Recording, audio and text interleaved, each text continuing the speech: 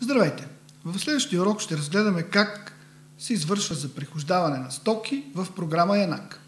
За целта от основни операции избираме модул доставки и в отворилия се прозорец първото нещо, което правим от бутона доставчик, отваряме списъка с доставчиците, с които работим. Ако доставчика не фигурира в този списък, ние можем да го създадем чрез бутона нов контрагент. В конкретен случай аз ще изпиша името на доставчика в търсачката, като по този начин бързо и лесно ще стигна до него и ще го введа в буфера на модул доставки. Избирам типа на документа, с който доставям, датата на документа и въвеждам неговия номер. Натискам бутона Enter. Програмата ме изпраща в следващото поле име на стоката, където аз започвам да въвеждам стоките една по една. Първата стока, която ще въведа, царевично брашно, 1 кг.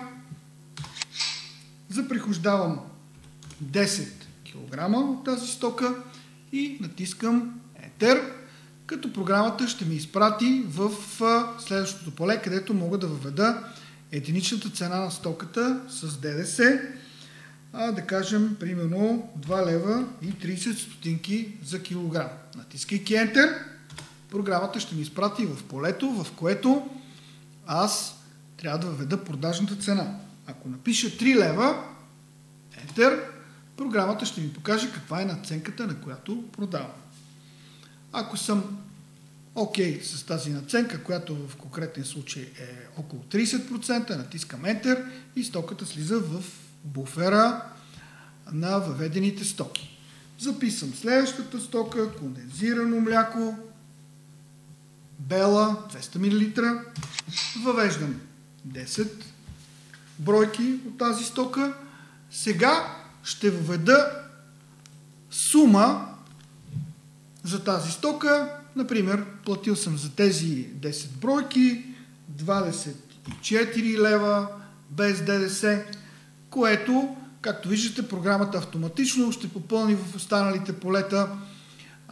Виждаме, че единичната цена на тази стока без ДДС е 2,40, съответно с ДДС е 2 лева 88 стотинки.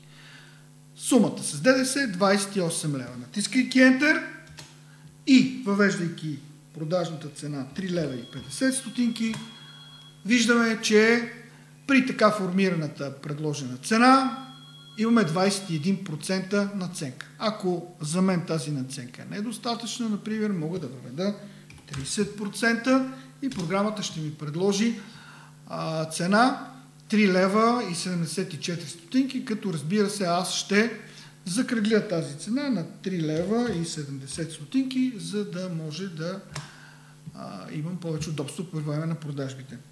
Enter. Стоката слиза в буфера. В горният